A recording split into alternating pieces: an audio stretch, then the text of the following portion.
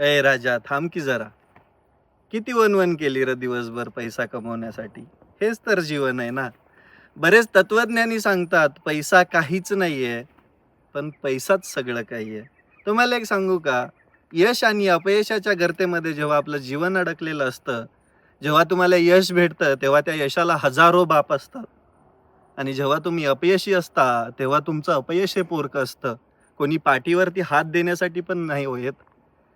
तुम्ही जे नातेवाईक म्हणता, तुमचा जो गोतावळा असतो, तुमचं जे फ्रेंड सर्कल असतं, हे सगळं काही पैशामुळे तुमच्या आजूबाजूला असतं. तुमच्या खिशामध्ये लाखो रुपये असले, की तुम्ही शेठ असतात, तुम्ही राजा असतात.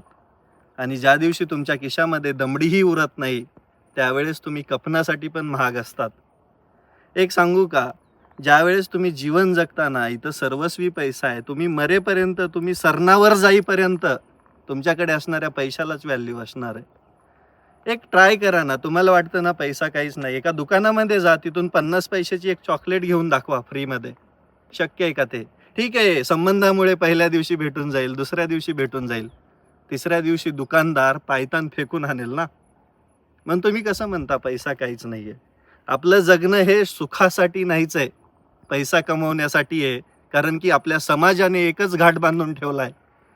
तो म्हणजे पैसा कमवला तरच तुम्ही यशस्वी आहेत आणि ज्या दिवशी पैसा कमवणार नाहीत, त्या दिवशी तुम्हाला काहीच व्हॅल्यू नाही.